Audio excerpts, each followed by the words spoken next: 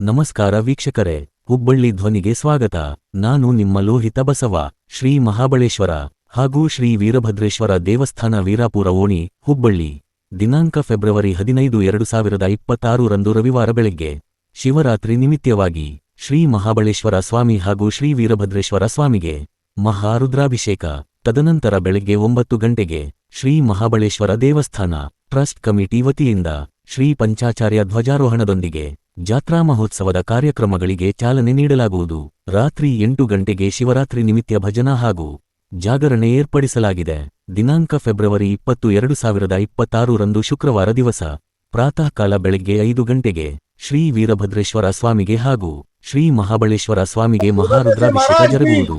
ತದನಂತರ ಬೆಳಗ್ಗೆ 6 ಗಂಟೆಗೆ ವೀರಪುರವಂತರಿಂದ ಅಗ್ನಿಪಟ ಮಾಡುವುದು.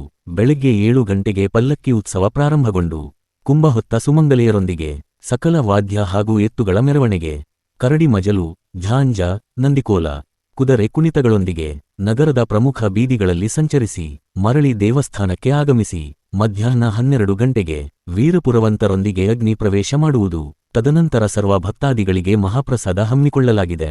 ಶುಕ್ರವಾರ ದಿವಸ ಸಾಯಂಕಾಲ 5 ಗಂಟೆಗೆ ಮಹಾರಥೋತ್ಸವವು ನಗರದ ವೀರಾಪುರ ಓಣಿಯ ಎರಡೆತ್ತಿನ ಮಠ ಹಾಗೂ ರುದ್ರಾಕ್ಷಿ ಮಠದ ಉಭಯ ಶ್ರೀಗಳೊಂದಿಗೆ ಶಾಸಕರಾದ ಪ್ರಸಾದ ಅಬ್ಬಯ್ಯನವರು ಹಾಗೂ ಶ್ರೀ ಮಹಾಬಳೇಶ್ವರ ದೇವಸ್ಥಾನ ಟ್ರಸ್ಟ್ ಕಮಿಟಿಯ ಅಧ್ಯಕ್ಷರು ಹಾಗೂ ಪದಾಧಿಕಾರಿಗಳಿಂದ ರಥೋತ್ಸವಕ್ಕೆ ಚಾಲನೆ ಹಾಗೂ ಸಕಲ ಸದ್ಭಕ್ತರಿಂದ ರಥೋತ್ಸವ ಜರುಗುವುದು ಎಂದು ಹುಬ್ಬಳ್ಳಿ ಧ್ವನಿಗೆ ಸುದ್ದಿವಾಹಿನಿಗೆ ಮಹಾಬಳೇಶ್ವರ ಟ್ರಸ್ಟ್ ಕಮಿಟಿ ಅಧ್ಯಕ್ಷರಾದ ಈರಣ್ಣ ಶಿಂತ್ರಿ ತಿಳಿಸಿದ್ದಾರೆ. ಈ ಸಂದರ್ಭದಲ್ಲಿ ಶೇಖರಗೌಡ ಪಾಟೀಲ್, ಕಲ್ಲಯ್ಯ ಚೌಕಿಮಠ, ರವಿ ಮುತ್ತಣ್ಣವರ, ಶ್ರೀಶೈಲಪ್ಪ ಉಮತಾರ್, ಮಲ್ಲಯ್ಯ ವಿರಾತ್ತಮಠ್, ವಿನಾಯಕ್ ಉಪಸ್ಥಿತರಿದ್ದರು.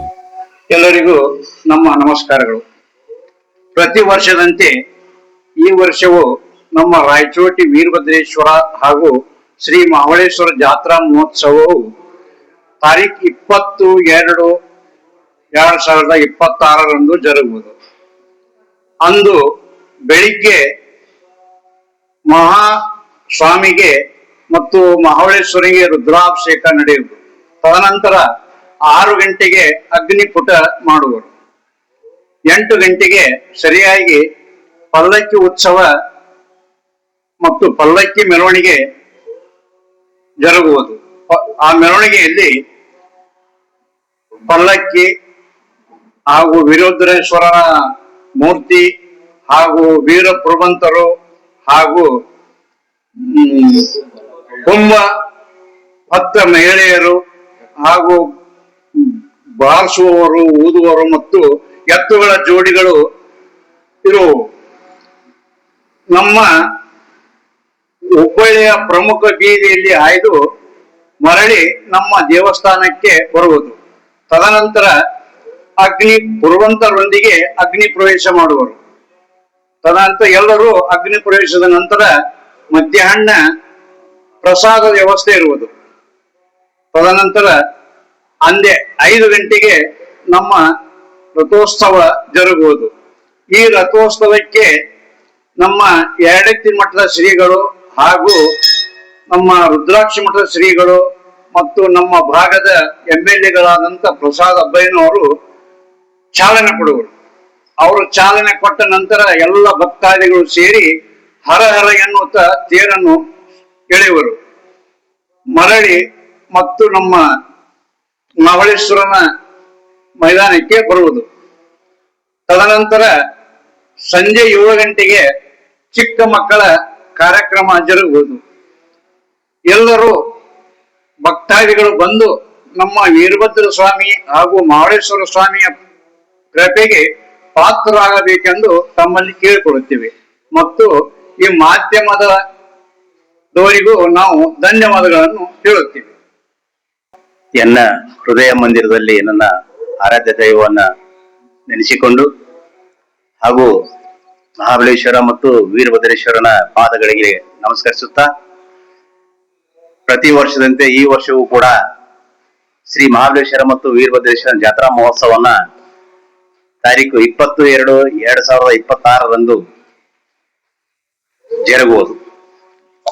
ಈ ಒಂದು ಕಾರ್ಯಕ್ರಮದಲ್ಲಿ ವಾದ್ಯ ಮೇಳಗಳು ಹಾಗೂ ಪಲ್ಲಕ್ಕಿ ಉತ್ಸವ ಮತ್ತು ಕುಂಭ ಹೊತ್ತ ಮಹಿಳೆಯರೊಂದಿಗೆ ಅಪಾರ ಜನ ಸ್ತೋಮದೊಂದಿಗೆ ಪ್ರಮುಖ ಬೀದಿಗಳಲ್ಲಿ ಅಂದರೆ ವೀರಾಪುಣಿಯಿಂದ ಮಂಗಳವಾರ ಪೇಟು ಹಾಗೂ ರುದ್ರಾಕ್ಷಿ ಮಠದ ಅಲ್ಲಿ 5 ಮತ್ತೆ ಪುನಃ ನಮ್ಮ ವೀರಾಪುಣಿಗೆ ದೇವಸ್ಥಾನಕ್ಕೆ ಮರಳಿ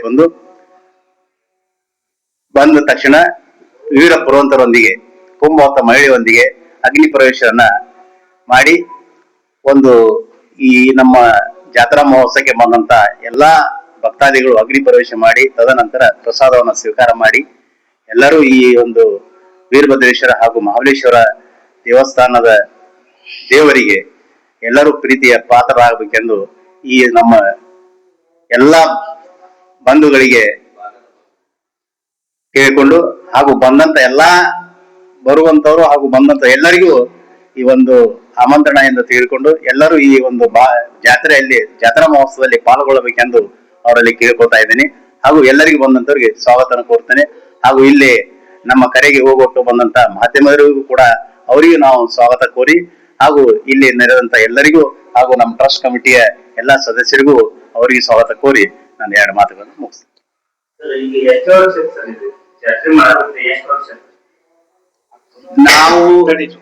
ಈಗ ನಾವು ಜಾತ್ರೆ ಮಾಡಾಕತ್ತ 18 ವರ್ಷ ಆತ್ರಿ. ಇದು 19ನೇ ವರ್ಷ.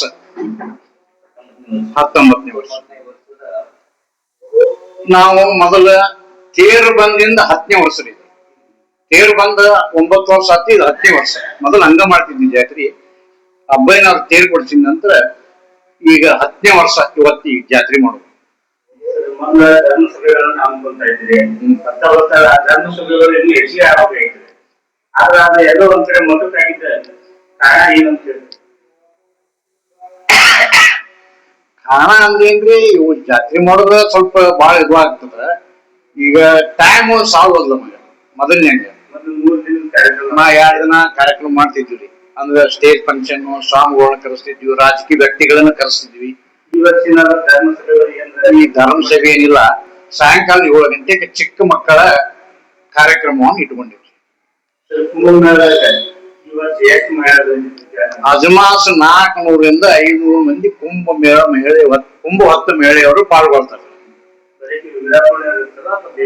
ವೀರಾಪುರ ಓಣಿಯವರಾತು ಸುತ್ತಮುತ್ತಲು ಓಣಿಯವರು ಸಹಿತ ಇದರೊಳಗೆ ಭಾಗವಹಿಸ್ತಾರೆ. ಹಳ್ಳಿಗಳಿಂದ ಯಾರು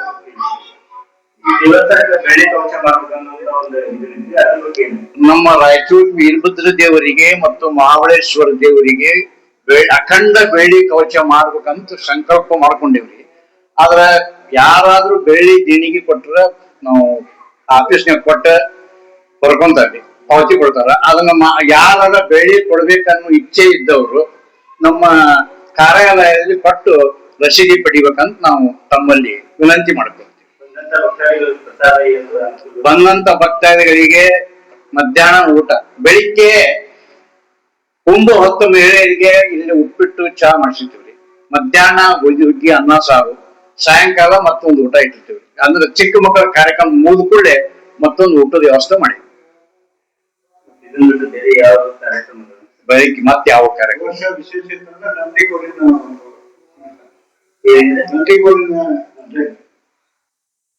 ವೀರ ಪುರವಂತರು ಹಾಗೂ 4 ನಂದಿ ಕೋಲು, 4 ಸಮ್ಮೇಳ, ಇವು ಪುರವಂತರು ಕೂಡಿ 2 ಸಮ್ಮೇಳ, ಆಮ್ಯಾಗಿಂದ ಕರಡಿ ಮಜಲು, ಆಮ್ಯಾಗಿಂದ ಇವು ಎತ್ತಿನ ಮೆರವಣಿಗೆ ಒಂದು 10 ಜೊತೆ ಕೊಡ್ತಾರೆ. ನಮ್ಮ ಓಣ್ಯಾನ ಅಷ್ಟ ರೀ, ಹೊರಗಿನ ಯಾವ ಹೇಳಿಲ್ಲ. ಹೆಚ್ಚಿಗೆ ಕೊಡ್ತಾರೆ. ಬರ್ಬರ್ತಾ ಕಮ್ಮ ಆದ್ವಲ್ರಿ. 21ನೇ ತಾರೀಕಿಗೆ ಬೆಳಗಿನ ಕಾಲನ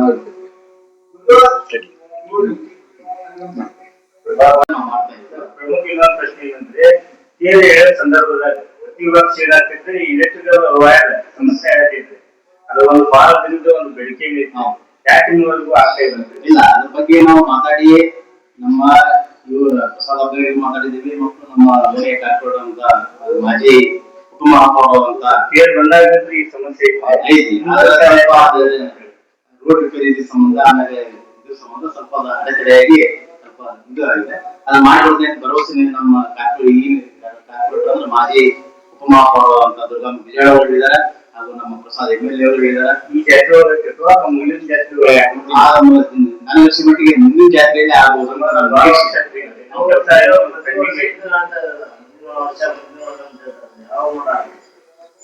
ನೀರು ಮಾಡ್ಬಿಡುತ್ತೆ ಅಂತ ಹೇಳಿ ಭರವಸೆ ಕೊಟ್ಟಿದ್ದಾರೆ.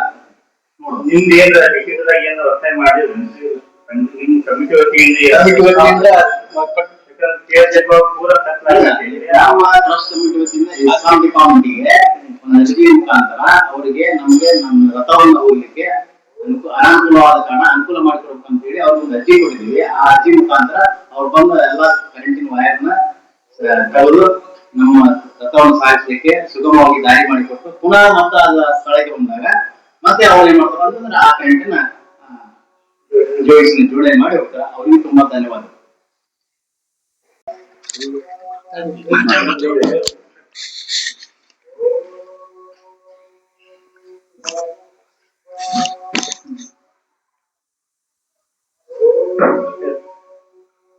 ಮೊಟ್ಟ ಮೊದಲಿಗೆ ಶ್ರೀ ಮಹಾಬಳೇಶ್ವರ ಸ್ವಾಮಿ ಹಾಗೂ ರಾಯಚೋಟಿ ಶ್ರೀ ವೀರಭದ್ರೇಶ್ವರ ಸ್ವಾಮಿಗಳ ಪಾದಗಳಿಗೆ ನಮಸ್ಕರಿಸುತ್ತಾ ಹಾಗೂ ಇಲ್ಲಿ ಆಗಮಿಸಿದಂತ ನಮ್ಮ ಮಾಧ್ಯಮ ಮಿತ್ರಗಳಿಗೂ ಸ್ವಾಗತವನ್ನು ಕೋರುತ್ತಾ ಹಾಗೂ ನಮ್ಮ ಎಲ್ಲಾ ಟ್ರಸ್ಟ್ ಕಮಿಟಿಯ ಪದಾಧಿಕಾರಿಗಳಿಗೂ ಸ್ವಾಗತವನ್ನು ಕೋರುತ್ತಾ ಪ್ರತಿ ವರ್ಷದಂತೆ ಈ ವರ್ಷವೂ ಸಹಿತ ಹುಬ್ಬಳ್ಳಿ ನಗರದಲ್ಲಿ ವೀರಾಪುರೋಣಿಯಲ್ಲಿ ಇರುವ ಶ್ರೀ ರಾಯಚೋಟಿ ವೀರಭದ್ರೇಶ್ವರ ಸ್ವಾಮಿಯ ಜಾತ್ರಾ ಮಹೋತ್ಸವ ಹಾಗೂ ರಥೋತ್ಸವ ದಿನಾಂಕ 20ರಂದು ಬಹಳ ಅದ್ದೂರಿಯಿಂದ ಜರುಗಲಿದೆ.